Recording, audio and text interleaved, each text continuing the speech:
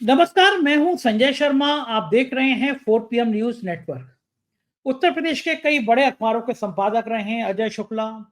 बहुत बहादुर पत्रकार हैं। अपना तीखा बोलने के कारण, सरकार से सवाल करने के कारण उन्हें लाखों रुपए की नौकरियों को ठोकर मार दी कि मैं सरकार की आंखों में आंख डाल के सवाल करूंगा। एक लंबी बातचीत की है मैंने उनसे, मैं आपको दिखाऊंगा अभी। मैंने उनसे पूछा है, कहा उनसे मैंने कि जैसे कोई बारात होती है, उसमें फूफा की भूमिका एक निर्धारित होती है, नाराज फूफा।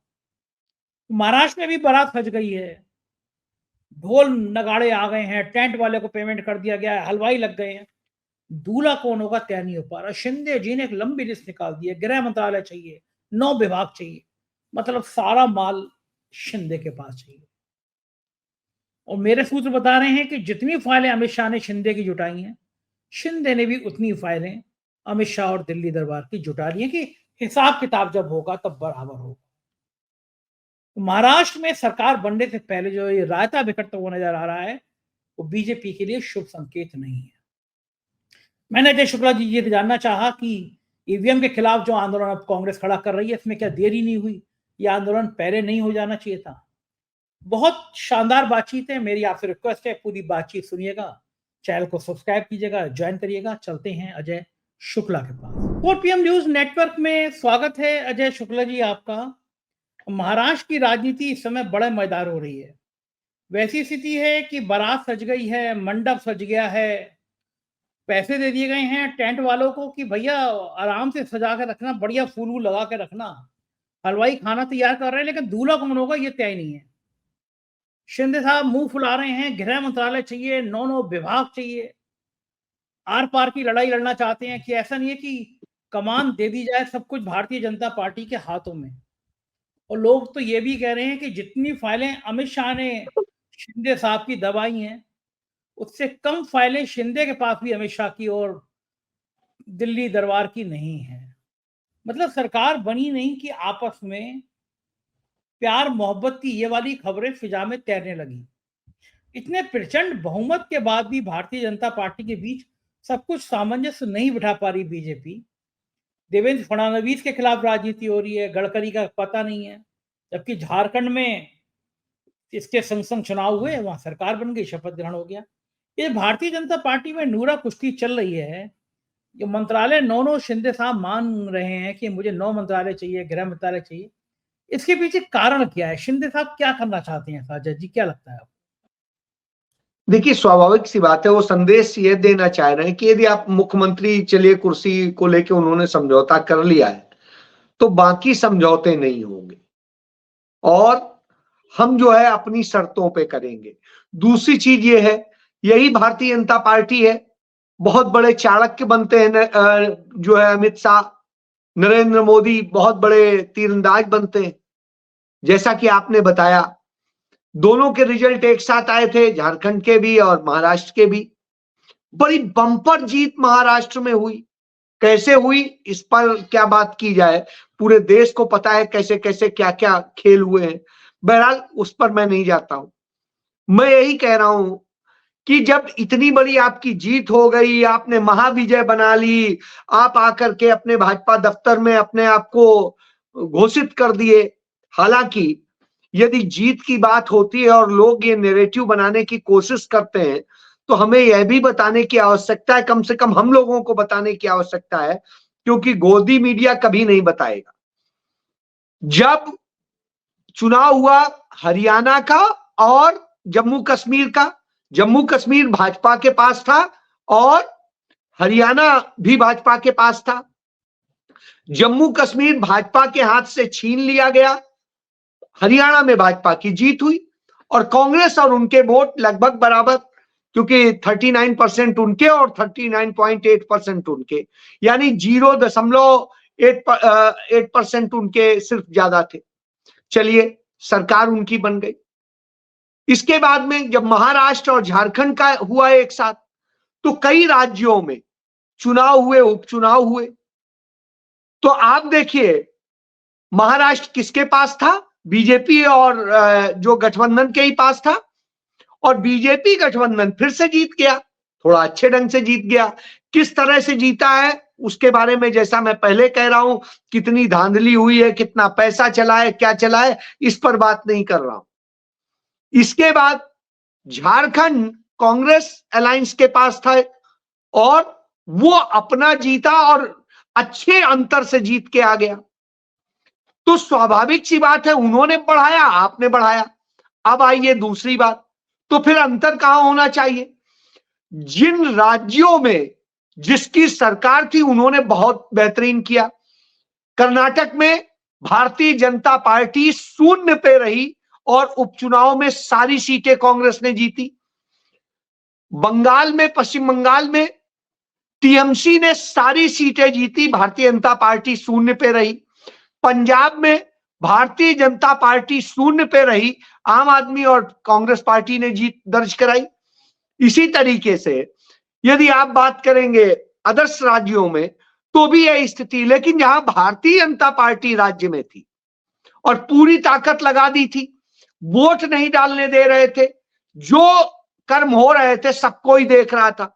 उत्तर प्रदेश में इतनी ताकत लगाने के बाद, परिवार तोड़ने के बाद, परिवारों में लड़ाई करने के बाद, जेल में डालने के बाद भी समाजवादी पार्टी 2 सीटें जीती, भाजपा 7 ही जीत सकी, जो सारी ताकत लगाने के बाद, हर अन्याय करने के बाद सरेआम। सोचिए, मध्य प्रदेश में भारतीय जनता पार्टी हारी और उसके एक सीट जो है उनका सिटिंग मंत्री हारा वहां पर और कांग्रेस ने जीती। उसके अलावा दूसरी सीट पे हारते हारते भाजपा का बचा, बुधनी सीट पर। इसके बाद आइए, राजस्थान में किसकी सरकार है? भाजपा की, और वहां पर भी कांग्रेस पार्टी और उसके साथी ने 2 सीटें जीत ली। इसके बाद आप किसी भी और राज्य का देख लीजिए, जहां जहां भी चुनाव हुए हैं, हर जगह भाजपा को मात खानी पड़ी। 2 लोकसभा सीटों पे हुआ और दोनों सीटें कांग्रेस ने जीती। तो आप ये बताइए, असल में ये हारे हैं, अपने फ्रस्ट्रेशन को छिपा रहे हैं, नैरेटिव बना रहे हैं जिससे लोग हतोत्साहित हो जाए।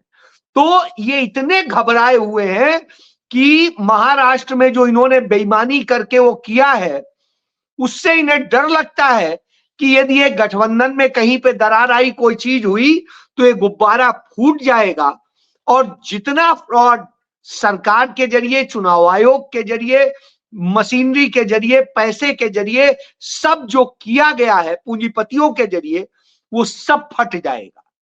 इसलिए डरे हुए हैं और इसलिए अब तक मुख्यमंत्री नहीं तय कर पा रहे हैं। और उधर शिंदे बार बार इन पर चाबुक चला रहे हैं और बार बार इनको अपने नखरे दिखा रहे हैं। भले उन्होंने कह दिया हो कि चाहे जिसे सीएम बनाइए हम मंजूर है, लेकिन शर्तें हमारी चलेंगी। और भारतीय जनता पार्टी में भी सब अच्छा नहीं है। वहां पर भी जिस तरीके से भारतीय जनता पार्टी के जो वहां नेता है वो आपस में लड़े हुए हैं मुख्यमंत्री पद के लिए, उनमें भी मार मची हुई है, चाहे तावड़े हो, चाहे जो है फडणवीस हो, या कुछ और लोग भी लगे हैं। तो अब आप इससे समझिए, ये इतना आसान नहीं है जितना आसान दिख रहा था। यही वजह है कि नरेंद्र मोदी तो चंद मिनट में फैसले करते हैं, 10 दिन में काहे नहीं कुछ कर पा रहे हैं। डरे हुए दिखती हुई सरकार को आप क्या कहेंगे? तो ये डरे हुए दिख रहे हैं और यही वजह है कि अब तक कुछ नहीं कर पाए। जी अजय जी, एक बड़ा सवाल चुनाव आयोग पे खड़ा हुआ है। महाराष्ट्र के चुनाव ने भले और कोई संकेत दिए ना दिए हों, लेकिन आम आदमी के मन में, आम भारतीय के मन में ये विश्वास जरूर पैदा कर दिया कि चुनाव आयोग महा बेईमान है। ये विश्वास दिला दिया कि चुनाव आयोग भ्रष्टाचार में लिप्त है। गांधी जी के 3 बंदरों की तरह से कुछ सुनाई नहीं पड़ रहा, ना वो देखना चाहता है, ना वो सुनना चाहता है, ना वो बोलना चाहता है। जो साहब कहें, जो तुमको हो पसंद वही बात करेंगे। और फिर ईवीएम का खेला, वोट प्रतिशत का बढ़ना, ये आम भारतीय के मन में एक शंका पैदा कर गया कि कुछ तो लोचा है। कांग्रेस ने भी एक बड़े आंदोलन की शुरुआत कर दी और कहा कि अब हम ईवीएम के खिलाफ, जैसा भारत जोड़ो यात्रा में एक बड़ा अभियान चलाया था, ऐसा भारत बड़ा एक अभियान चलाएंगे ईवीएम के खिलाफ। क्या लगता है आपको कि अगर ईवीएम के खिलाफ कोई बड़ा अभियान चलेगा, उससे आम भारतीय जुड़ेगा, कोई फर्क पड़ेगा? क्या लगता है आपको? देखिए संजय जी, पहले तो एक चीज समझ लिया, महाराष्ट्र के चुनाव में एक सोचिए, 19 अक्टूबर 2024 को कांग्रेस पार्टी और उसके सहयोगी दलों ने चुनाव आयोग को शिकायत दी थी, चुनाव शुरू नहीं हुआ था, शिकायत दी थी कि भारतीय जनता पार्टी और उसके सहयोगी दल मिल करके जो साजिश रच रहे हैं, वो पूरे महाराष्ट्र में हर सीट पर उनका मिनिमम टारगेट है 10,000 से अधिक वोट फर्जी तरीके से अपने बनवाना, और इसके लिए कर रहे हैं, कृपया इस पर नजर रखिए। चुनाव आयोग ने नहीं रखा और कुछ नहीं सुना, स्वाभाविक सी बात है, संदेह की गुंजाइश है। और जब नतीजे आते हैं तो मतदाता सूची में लगभग 30 लाख समर्थक से अधिक जो है निकाल दिए जाते हैं, किसके?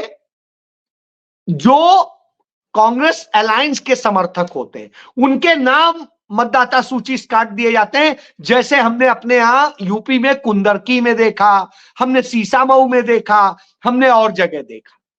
उसी तरीके की साजिश यहां की गई, वहां थोड़ी कम की थी, यहां ज्यादा वोट की हो गई, एक चीज।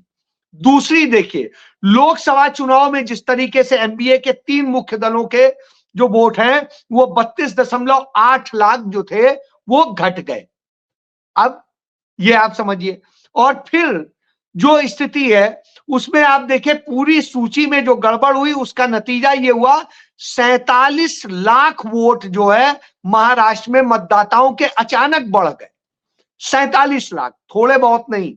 और इसके बाद में महाराष्ट्र में 2019 में जब चुनाव हुआ था और 2024 में लोकसभा चुनाव हुआ, इसके बीच में 5 साल में सिर्फ 37 लाख बढ़े, लेकिन इन 5 महीने में, 4 महीने में इतने बढ़ गए। तो आप इससे समझ लीजिए, इसका मतलब है टोटल लोकसभा चुनाव गठबंधन के मुख्य जो 3 दल हैं उनके वोट 67.7 लाख बढ़ गए, यानी राउंड फिगर में 68 लाख वोट बढ़ गए। अब आप ये देखिए, इसको कैसे देखेंगे?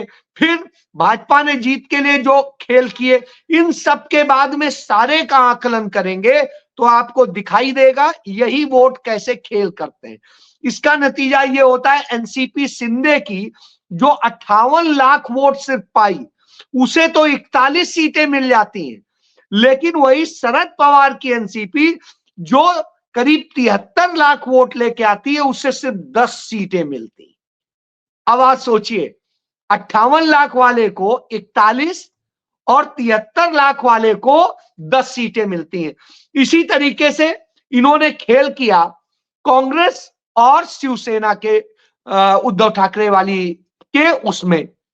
तो इस तरह से आप समझिए कैसे इन्होंने वोट का खेल किया है, और यह खेल चुनाव आयोग ने किया है। यह किसी पार्टी ने नहीं किया, यह काम चुनाव आयोग का था। तो चुनाव आयोग की मशीनरी ने इस तरह से लाखों वोट का खेल कर दिया और उसी ने पूरी गणित को बदल दिया।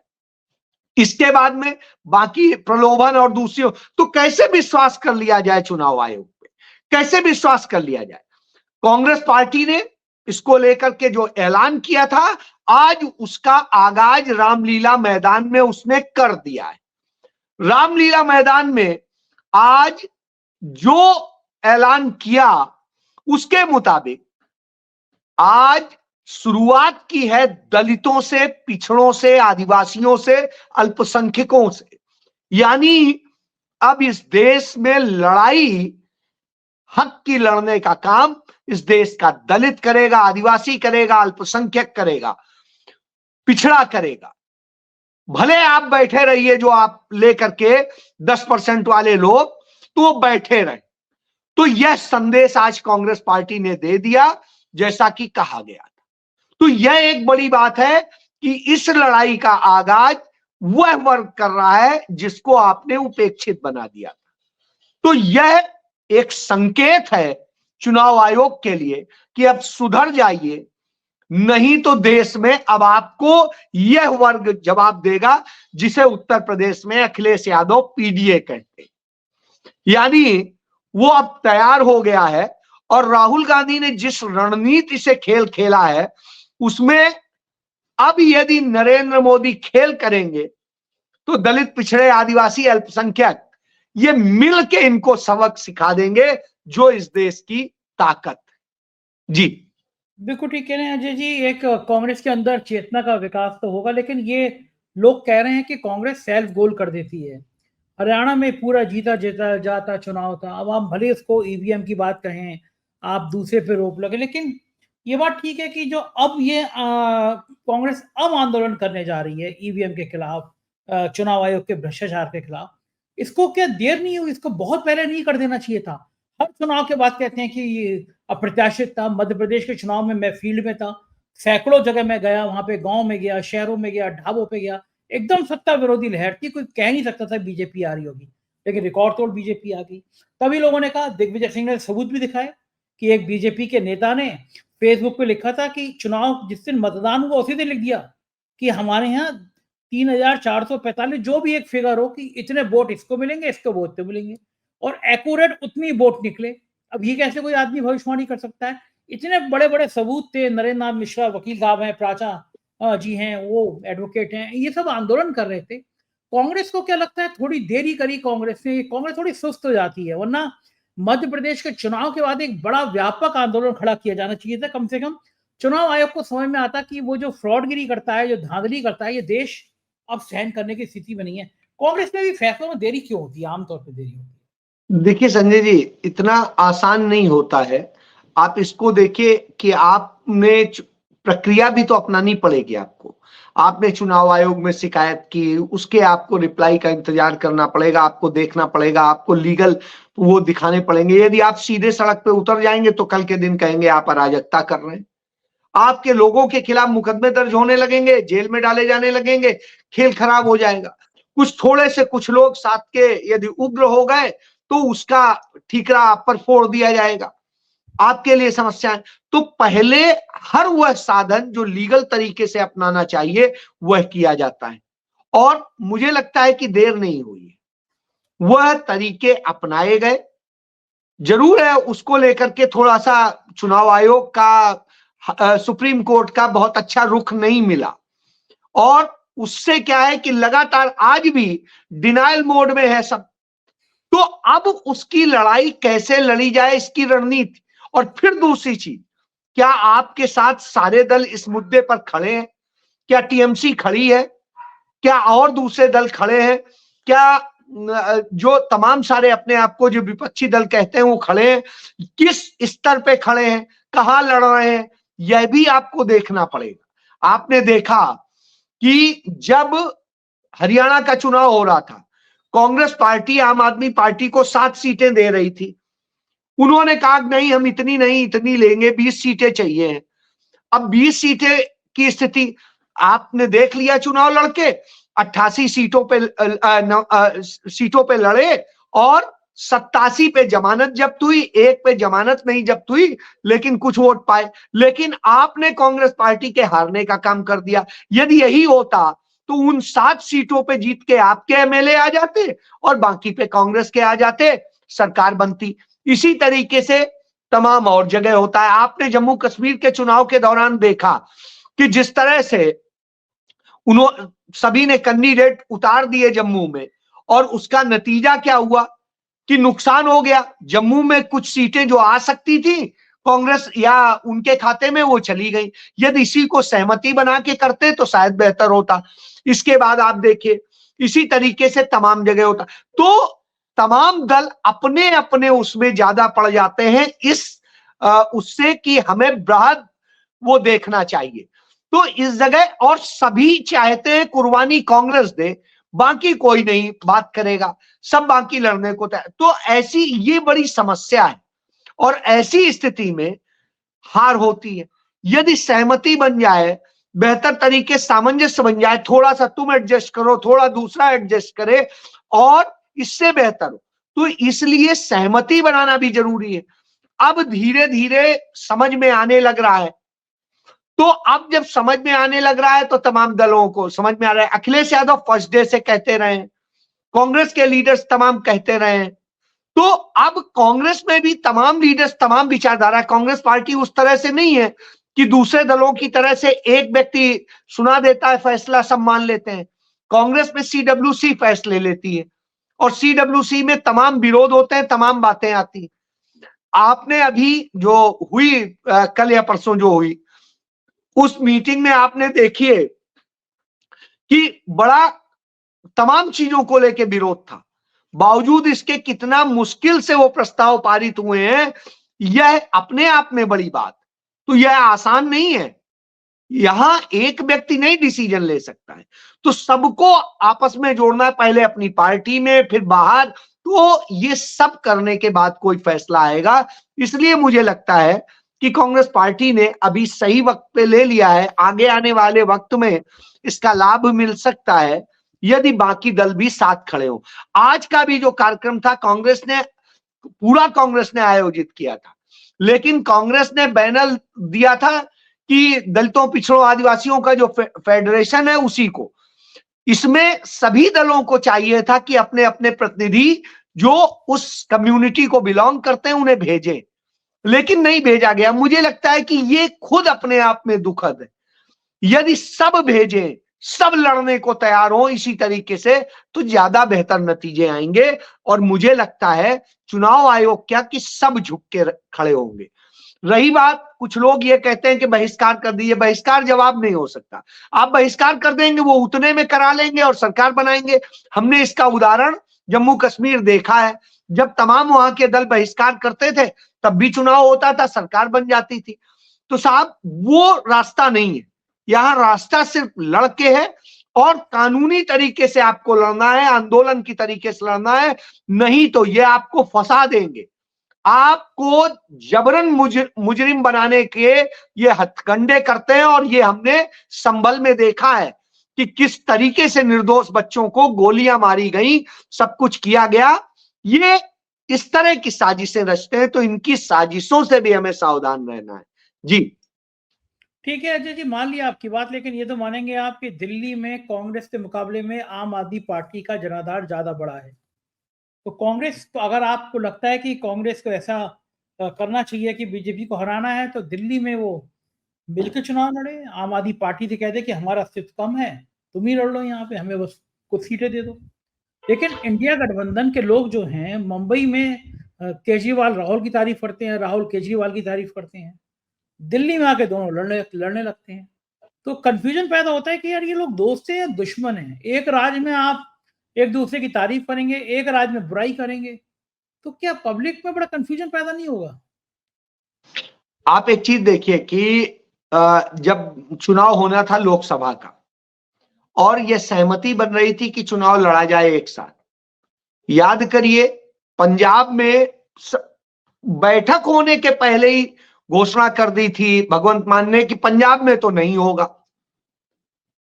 अब आप कह रहे हैं पंजाब में नहीं होगा, फिर हुआ चलो अच्छा भाई दिल्ली में हो जाए, हरियाणा में हो जाए, हो गया, होके चुनाव लड़ा। हरियाणा में कांग्रेस को उसका लाभ नहीं मिला, उल्टा नुकसान जरूर हुआ। एक सीट जो कुरुक्षेत्र की जीती जा सकती थी वो सीट और हार गए, आप वहां के नतीजों से देख सकते हैं। और उधर आप देखिए दिल्ली में कोई लाभ नहीं हुआ एक साथ लड़के। क्यों? क्योंकि जो विरोधी वोट है, जो नाराज है 10-12 साल के, जो 15 साल का शासन है अरविंद केजरीवाल का, वो वोट सीधे सीधे बीजेपी में चला जाएगा। यदि कांग्रेस अलग लड़ेगी, आम आदमी पार्टी अलग लड़ेगी, तो निश्चित रूप से वो वोट कुछ कांग्रेस को जा सकता है, कुछ बीजेपी को जाएगा और उससे सेकुलर ताकतों को नुकसान। क्योंकि आखिरी में आपने देखा है कि पहली बार अरविंद केजरीवाल को यदि पहली बार ही कांग्रेस मुख्यमंत्री न बनाती तो आप सोच लीजिए, तब तो नरेंद्र मोदी अपनी सरकार चलाते रहते। लेकिन कांग्रेस पार्टी ने उनकी सरकार बनवाई और बनवा के वह मौका दिया कि जिसके बूते वो दोबारा तिबारा जो भी मुख्यमंत्री बने, तो उन्हें इस बात को खुद सोचना चाहिए था। उनके पास जितना वोट बैंक है वो कांग्रेस से ट्रांसफर्ड, तो इससे उन्हें डर लगता है, इसलिए पहले घोषणा वही कर चुके कि हम दिल्ली में कोई वो नहीं करेंगे तो फिर कांग्रेस के लिए क्या है, फिर तो उसे लड़ना पड़ेगा। तो ये मजबूरी है। तो ये चीजें सोचनी चाहिए कि ठीक है आप उनको कम दीजिए लेकिन आप करिए, लेकिन जब ये स्थिति होती है तो ठीक है। तो लड़के भी मुझे लगता है जैसे वहां पर है पश्चिम बंगाल में लड़के ही फायदा है, वहां पर एक साथ फायदा नहीं है। एक साथ यदि लड़ेंगे तो ऐसी स्थिति में जो विपक्ष का वोट है तो वो एक पक्षी बीजेपी को जाएगा। ऐसे कुछ वोट जो है कांग्रेस और वामपंथी गठबंधन भी काटता है, और उससे क्या फायदा होता है कि उससे बीजेपी वहां पर उतना इंक्रीज नहीं कर पाती है।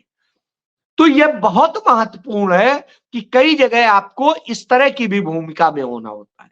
जी, एक आखिरी सवाल, प्रियंका गांधी पार्लियामेंट में आ गई हैं। प्रियंका गांधी के आने से पार्लियामेंट के अंदर कितना जोश हाई होगा पार्टी के नेताओं का, एमपी का, और पार्टी के बाहर क्या इम्पैक्ट पड़ेगा सांसद प्रियंका का? निश्चित रूप से संजय जी मैं समझता हूं बहुत अच्छा इंपैक्ट होगा। क्यों होगा? इसकी वजह राहुल गांधी उतने व्यवहारिक नहीं है कि वो लोगों के साथ में उस तरीके से करें।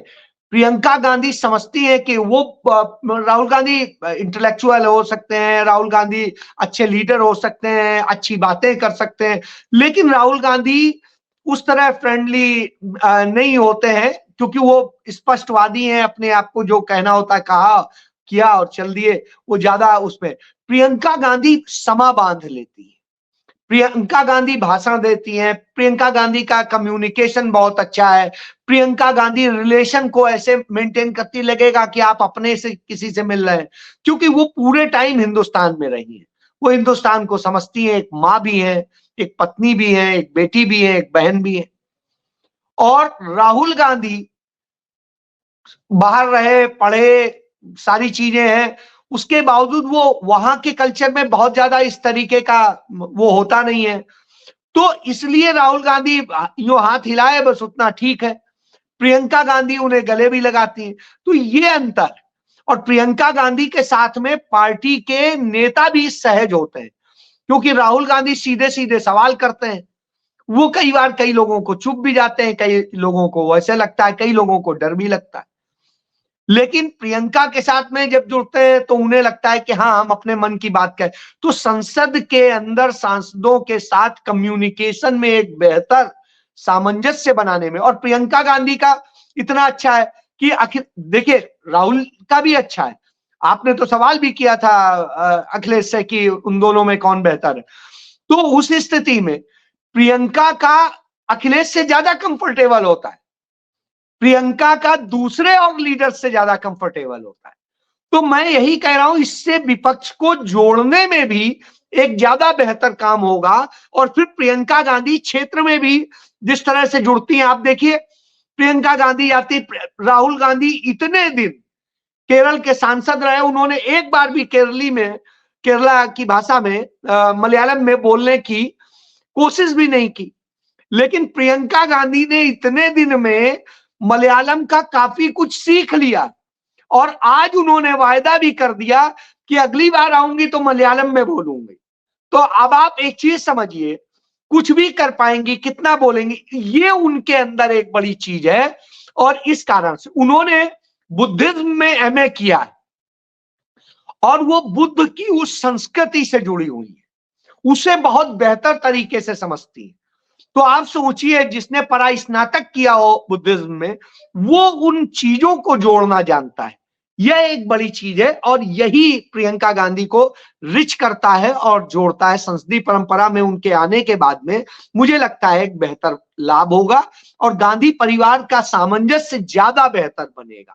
और उनमें चूंकि इंदिरा की छवि लोग देखते हैं, तो निश्चित रूप से लोगों के मन में एक अलग भाव भी उत्पन्न होता है। जी, बहुत बहुत शुक्रिया अजय जी, आपने इतना कीमती समय दिया। थैंक यू, आभार। ये थे अजय शुक्ला जी, और उन्होंने बड़े बेबाक तरीके से अपने अंदाज में समझाया कि प्रियंका गांधी का आने का मतलब क्या होता है, राहुल गांधी और प्रियंका गांधी में अंतर क्या है। मुझको यकीन है ये बातचीत बहुत अच्छी लगी होगी, तो मुझे बताइएगा जरूर, कमेंट करिएगा तो मुझे पता चलेगा आपको शो कैसा लगा।